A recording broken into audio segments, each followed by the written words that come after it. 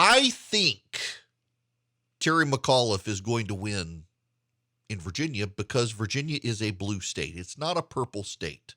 It's a blue state. We should stop considering it a purple state. It's a blue state. But I've run campaigns.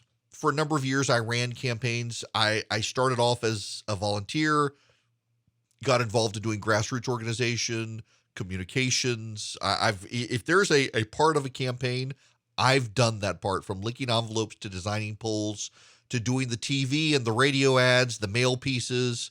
I don't design them myself, but I script them, oversee them, get them to the right people, negotiate the rates, get them on television and radio, handle the commissions, all that. I did a lot of it as I was a lawyer, and so you could get me for cheap because I didn't feel ethically as a lawyer I should be also charging commissions on top. I was very bad at it. This is actually where consultants make their money in politics. People don't realize this.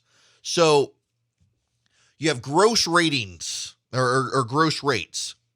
You do an ad and you give it to your campaign consultant to put the ad on TV. Well, your consultant, if they're using a media campaign strategy group, those people are going to make a commission. And then you, the campaign consultant, you're going to make a small commission.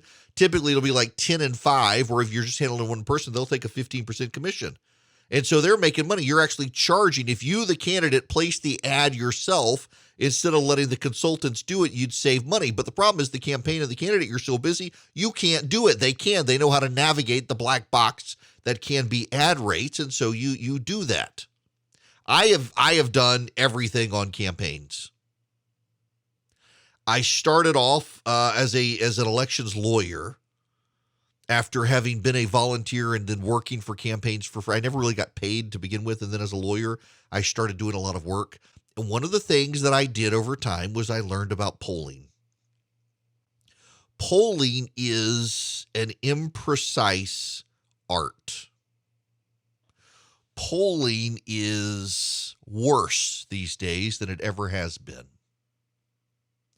As I have said repeatedly, the polling averages are more important than the actual polls, and the polling trends are better to focus on than the actual individual numbers. In the Real Clear Politics polling average, Terry McAuliffe has a 2.2% lead over Glenn Youngkin, 49.5 to 47.3. Youngkin is closing. Fox News has McAuliffe up 5. Emerson College has him up 1. CBS has him up 3. The Trafalgar Group, which is Republican leaning, has a tie.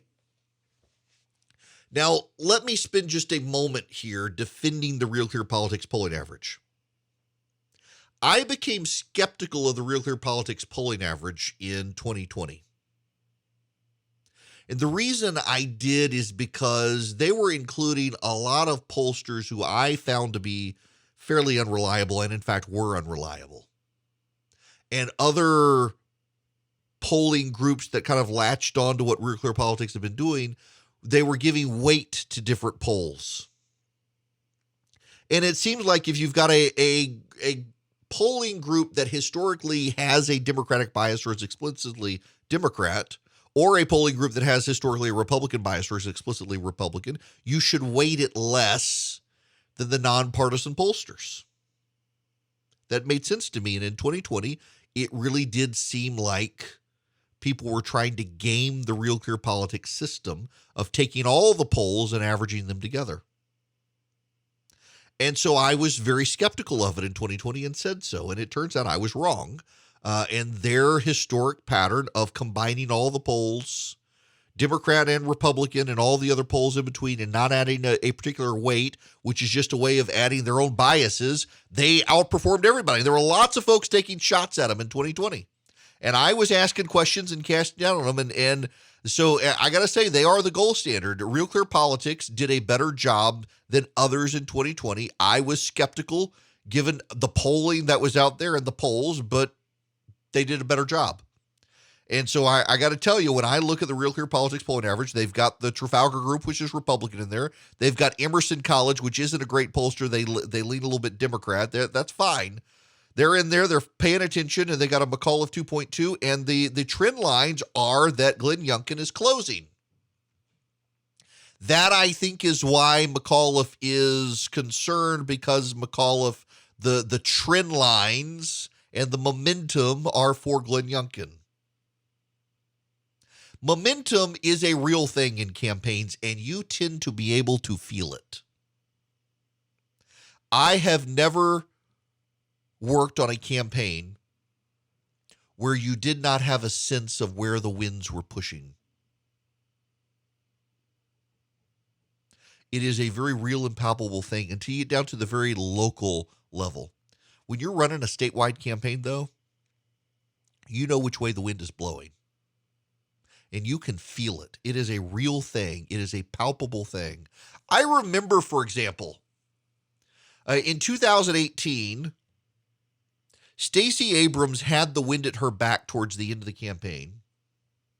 And then a few weeks before the election in Georgia, what was it, Hurricane Michael blew through South Georgia. And Stacey Abrams, in fact, it was a year ago this past weekend that Stacey Abrams was the first person on planet Earth to ever discover Glasgow County, Georgia. It's a county, it didn't exist. She was on Meet the Press, and she talked about Glasgow County. It doesn't exist. It's not a South Georgia county, as she claimed. But also, she gave a speech that was uncovered at the time, and she said that if you lived in South Georgia, you no longer had to work on the farm. You could go to Atlanta, you could get a good job. And it was a throwaway line, and it reverberated significantly in the last 3 weeks of the campaign, particularly in Middle and South Georgia, where it's heavily agriculture. She had been making inroads with the farm community, particularly black farmers in South Georgia. And then here she comes, a devastating hurricane comes through South Georgia, and her response is to say, well, now you can go get a good job in the city. You don't have to work on farms. And she didn't specifically mean it about the damage from the hurricane, but it was interpreted that way, and it completely sabotaged her momentum. You could feel it out in the countryside that people who have been open, maybe this Kemp guy, I don't know, maybe he's too shallow, maybe he sounds too much like a redneck, maybe he doesn't sound like he's a serious guy, she's got it together. So suddenly they're like, you know, this guy gets me.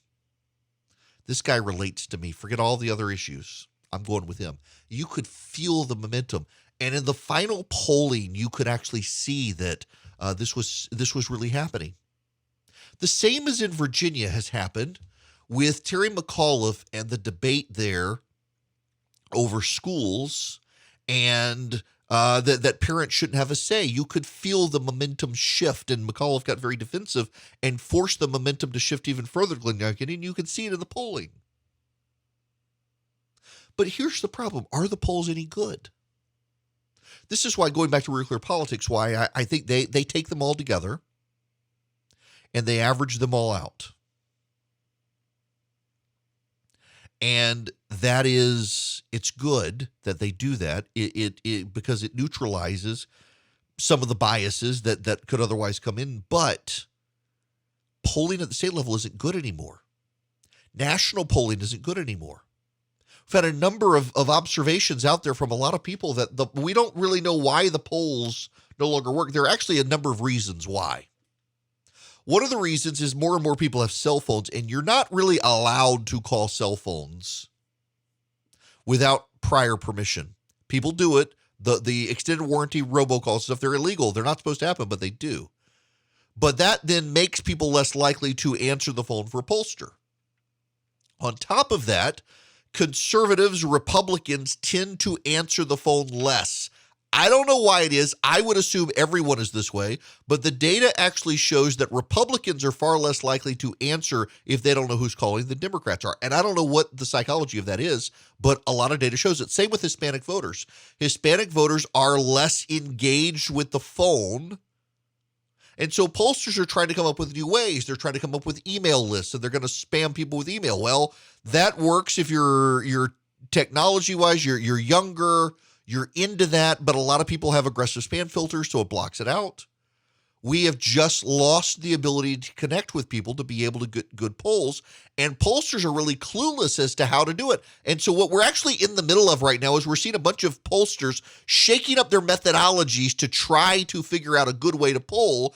And then they're sticking to groups of people, and they're pulling the snot out of the same demographic, not the same people, but the same pattern of people, the same demographic of people, because they know their underlying numbers of 45, 49, whatever. Those aren't precise, but they can still see the patterns in there. So they can see if the 45 goes up to 49 and the 49 goes up to 45 and it stays. Well, there's a real shift going on in one person's momentum or another, someone's favor or not. We don't know what the underlying number is, but pollsters right now, they just don't really know.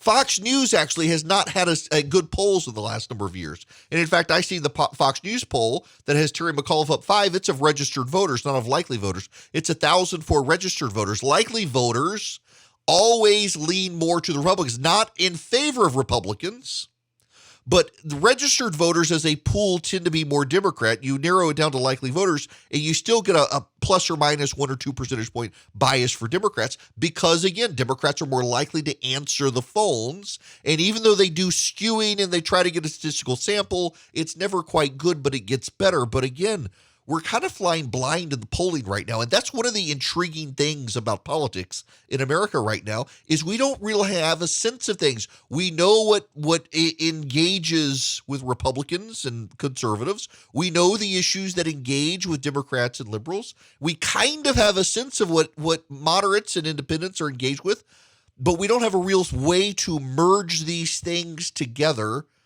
with statistical data to show us what's working or not. Everybody's kind of grasping at straws and going by their gut. It's old school politics. And that's actually what kind of makes this time in American politics really interesting and why we're seeing some of what we're seeing out there. It's all about firing up your base right now and what gets your base motivated and trying to find things that don't at the same time alienate independent voters and might draw them in. And we know education is one in Virginia Republicans think will happen and work for them. But we won't really know who's up or who's down until Election Day, the real poll that matters. And this is really the first time in American politics where we don't really have a good sense of it other than with momentum shifts in the polling aggregate. And if that's the case, McAuliffe's still ahead, but Youngkin's closing fast in Virginia, and the GOP overall nationwide tends to be on a trajectory to really dominate in 2022 if you just follow the momentum lines forward.